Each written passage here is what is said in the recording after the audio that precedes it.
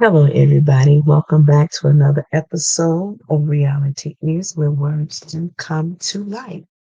Well, I am officially back for day six of the plot, the plan, the succession of the sabotage of mayoral candidate Frederick Collins. I know you all say, "Oh, she don't have 15 days of evidence." Well, I do. We're on day six. Yeah, that means I have nine more to go. And I'm probably going to start doing these in twos because we're getting close to the mayoral election.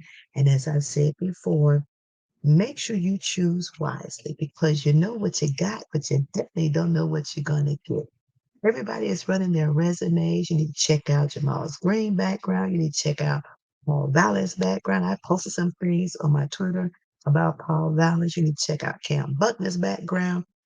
And you definitely need to check out Brandon Johnson. Um, I know he did a radio interview about all the money he poured into Austin, and the young lady said, "What did you bury in the cemetery?" So again, anybody can make yourself look good. You definitely can do that. You can make yourself look good. You can present a bunch of lies knowing fully well that you're not gonna honor one thing you said. Because here is the problem, and I want us to understand this.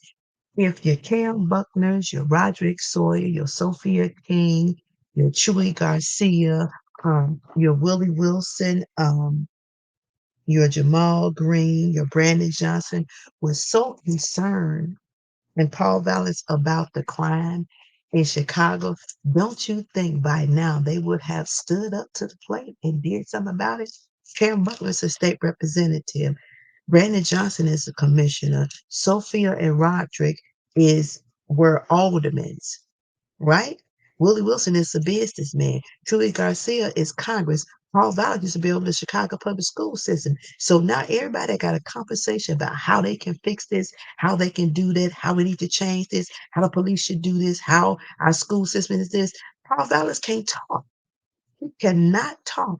Look up his record of what happened in the school with those children that he ignored. Look at the record with Barbara Bird Bennett. Look it up. Willie Wilson is talking about he a businessman.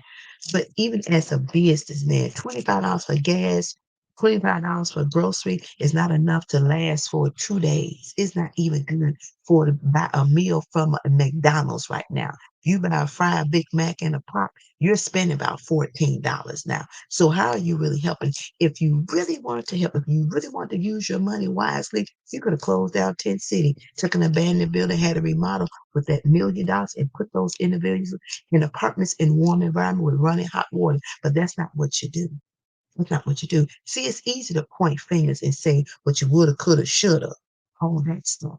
But you haven't done nothing with the time that you needed to do it with. See, the work starts before you get in the office. The work starts before you campaign for the office. What were you doing before you got to this point? And that's the question that needs to be asked for all of your candidates. Tui Garcia been in Washington and he ain't said one word about the crime, about the depreciation of students in Chicago public schools.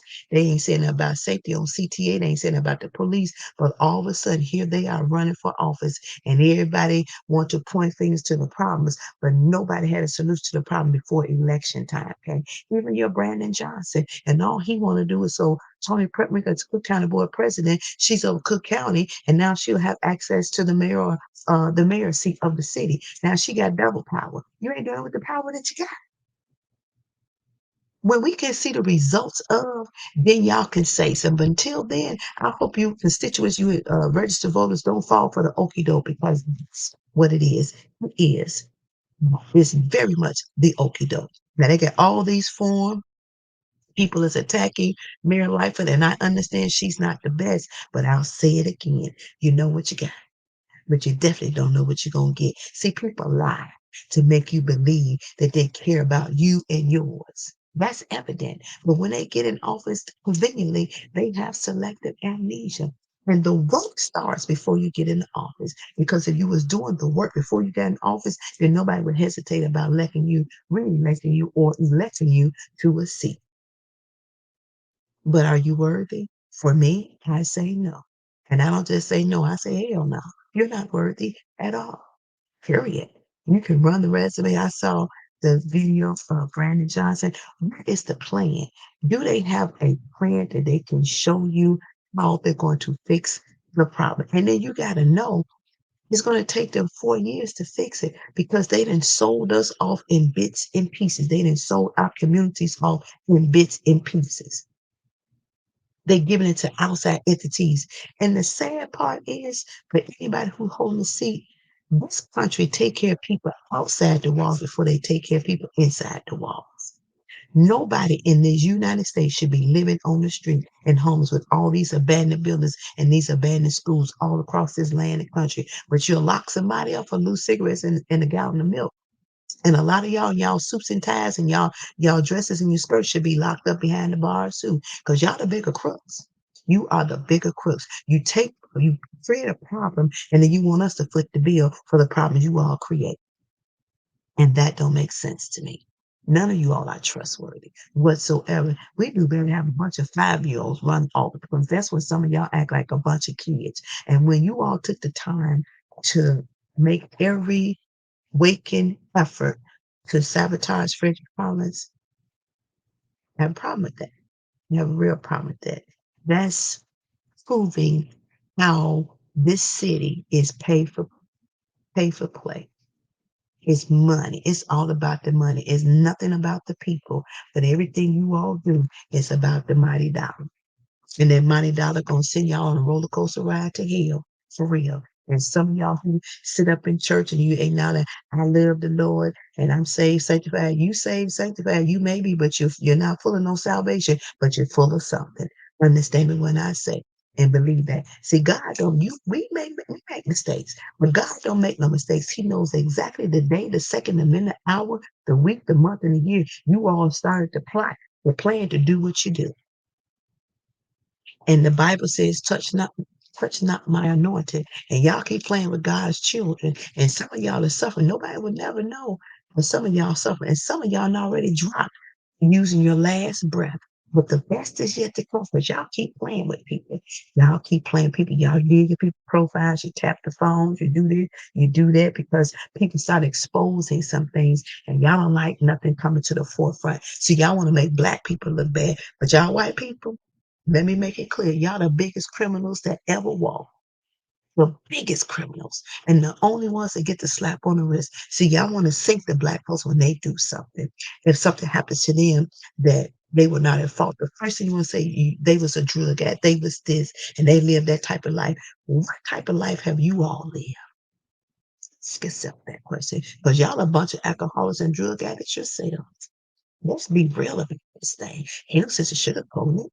Let's be transparent. Call a thing a thing. That's it. And that's all. Be honest about it.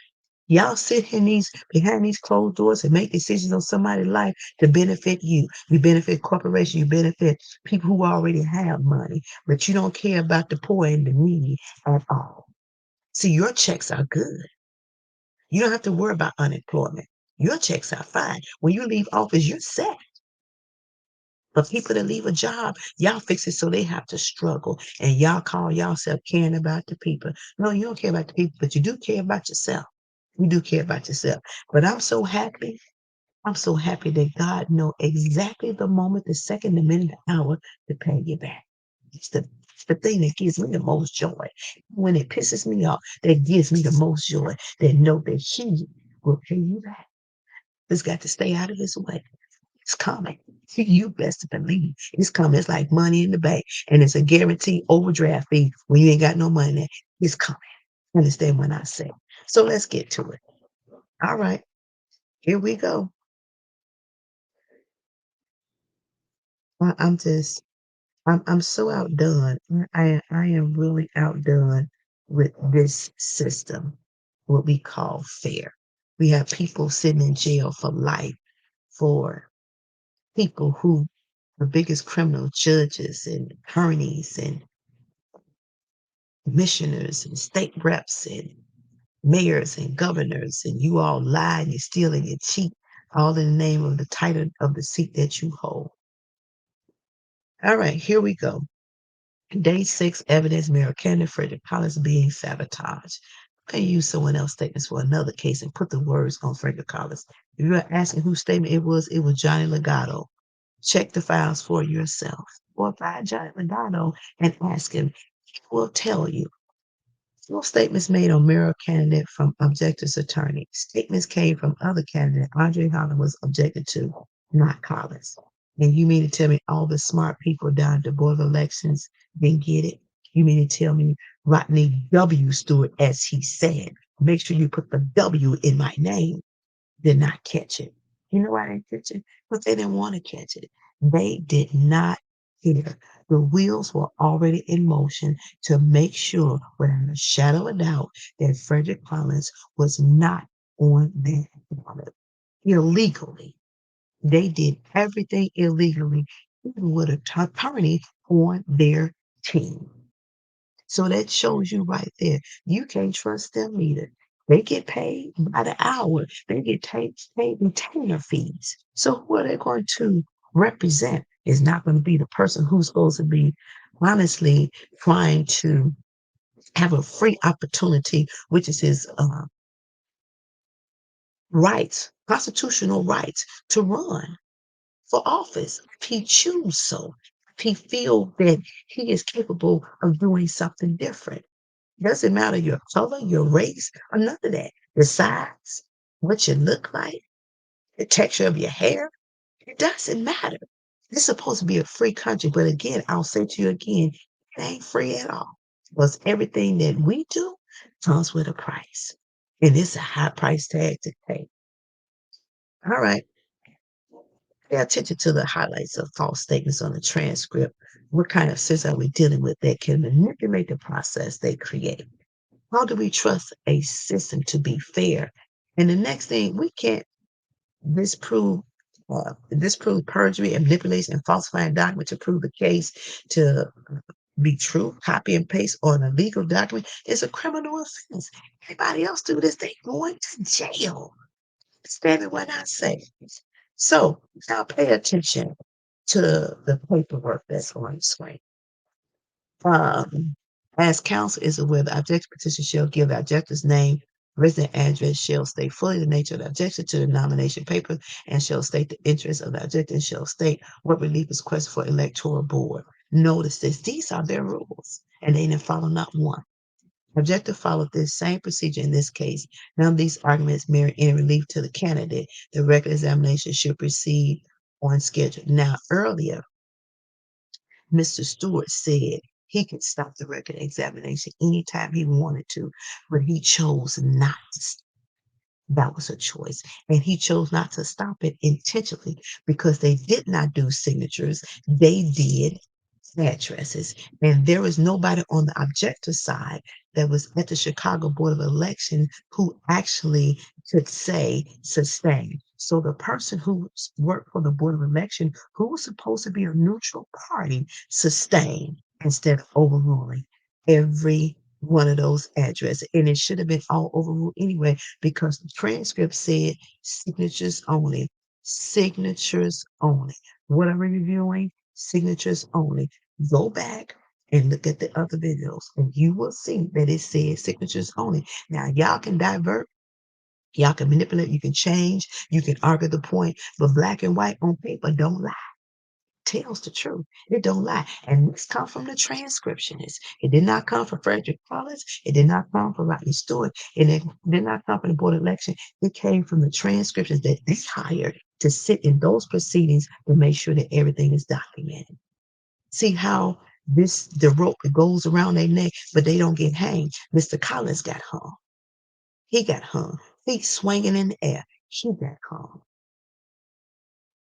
A legal process turned illegal from day one.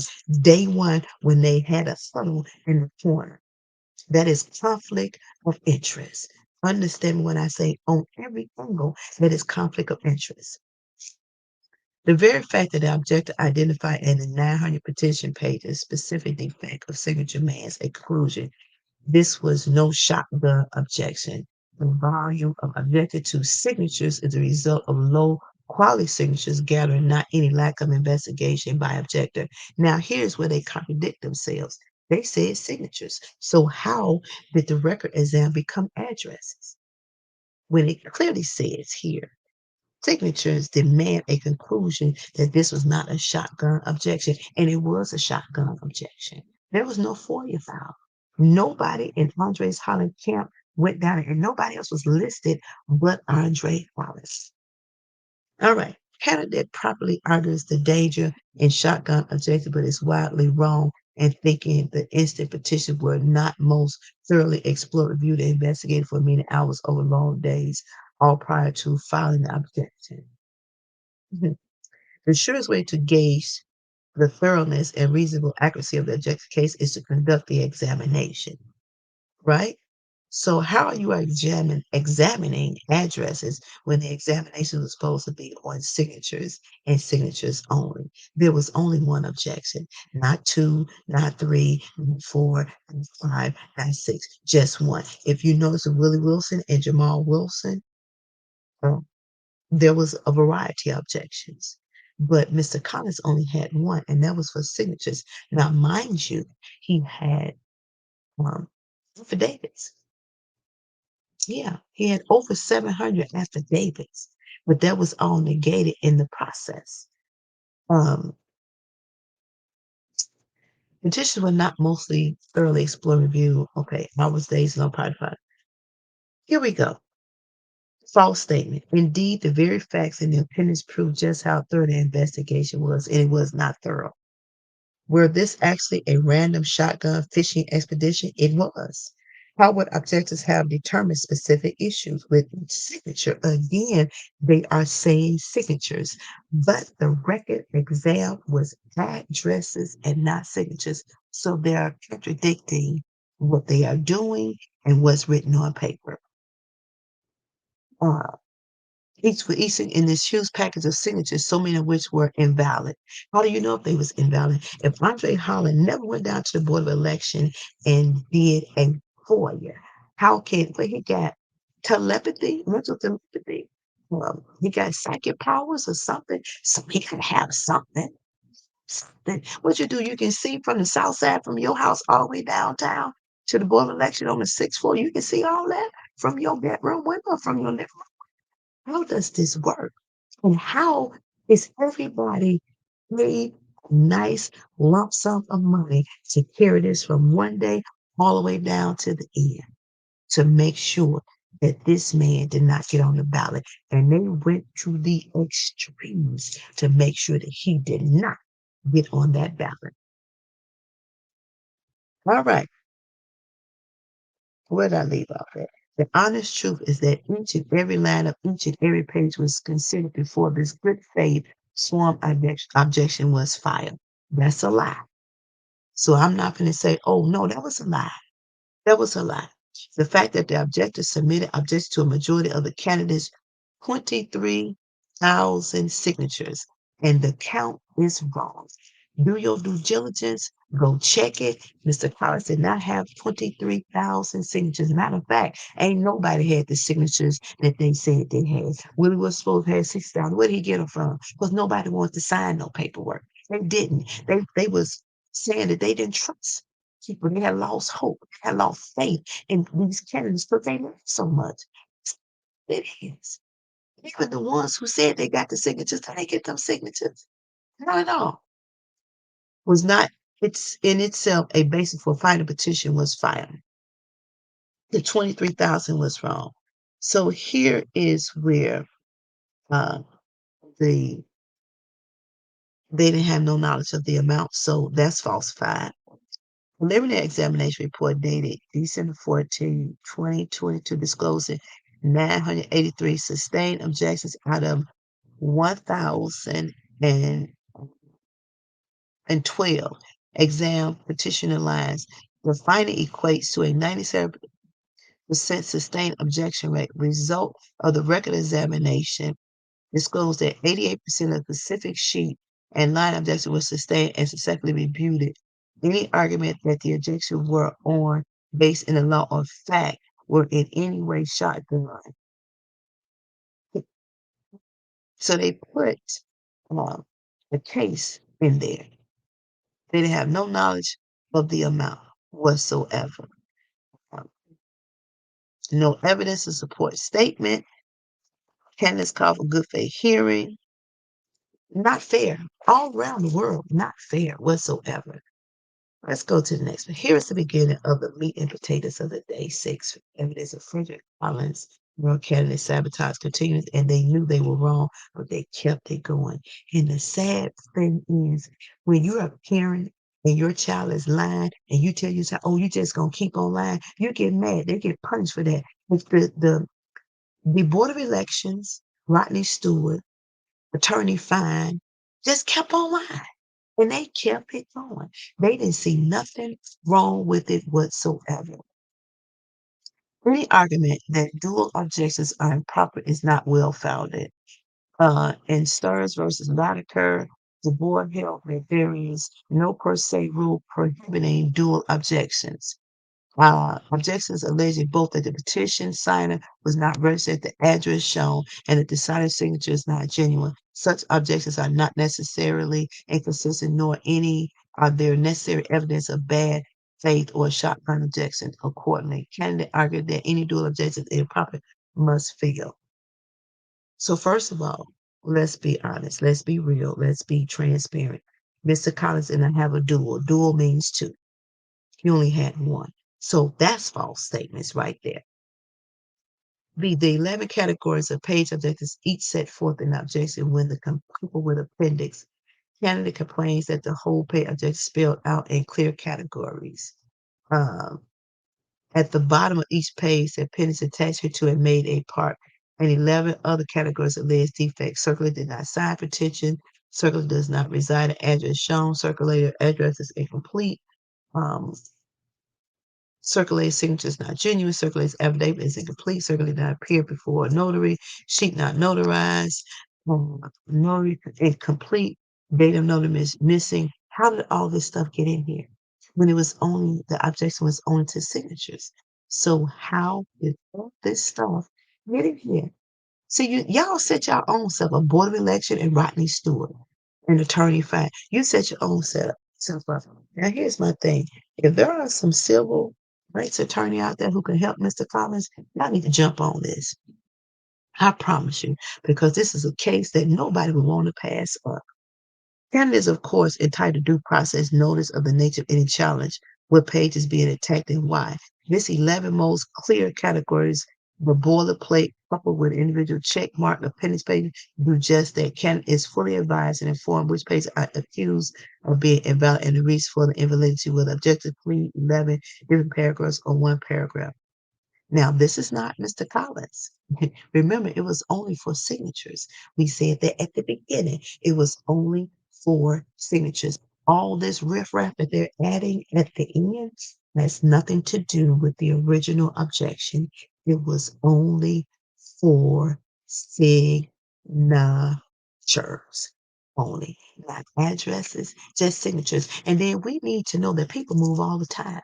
And because people are not so trusting of this process, they will sign a name and put somebody else's address because I've done it myself. I've done it myself. And you can be honest and say you've done it too. I know you have because you feel like it don't matter. Hence why people don't even take an initiative to be concerned about voting. Hence why the numbers for voting are so low. And I guarantee you, this election is not going to be any different. It's going to be just as low. Mark my words. It's going to be just as low. Nobody is going to go to this election. This is going to be the lowest voting turnout in history.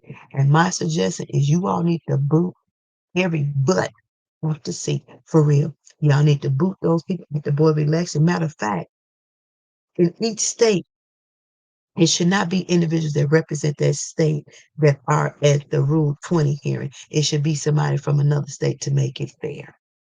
Now, that's what needs to happen. If you want to make something fair, Bring up a set of people from another state, don't have no ties, don't know nobody, don't have no allegiance, none of that. They don't. Now look at Rodney Double Stewart, and you will find that he is on Tony Preckwinkle's team as an attorney representing children. He's been in her cases and everything. So how does that make the process fair? It was set up from the beginning. When they found out Frederick Collins was on that ballot, and when he did that meeting at the Union Building, and when he spoke so intelligently, they saw the threat of the possibility of him jumping over and saying checkmate to the candidates that y'all have running for mayor now. And so to keep him from doing checkmate, they did everything they could. And they probably emptied out some of their savings to make sure that that man was not on that ballot. And they succeeded, which is the sad part. They succeeded. But I am here. Huh. Oh, I am here to create the awareness. I promise you I am. I'm here to create the awareness. All right? Take notes, people. Take notes. This is the system in which we call fair. And if you think it happened here, it's happening everywhere. Do we trust the mayor? Do we trust the governor? Do we trust our Congress? Do we trust our Senate? Do we trust our state representative? Do we trust our state's attorney? Do we trust our town guards? Do we trust our Cook County board? Do we trust our commissioners? Do we trust our aldermen? No, we do not. Seat limitations need to come forth. Everybody needs a seat limitation, even the alderman.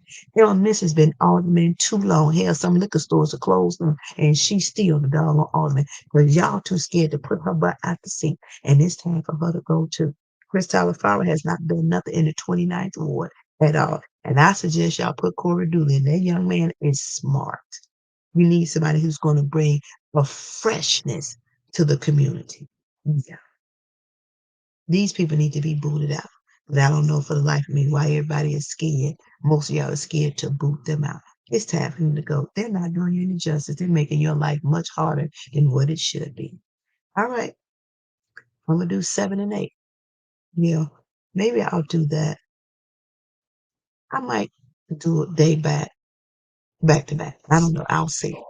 But make sure you like, comment, and subscribe and share this video. All right. Until we talk again. Y'all take care and be kind.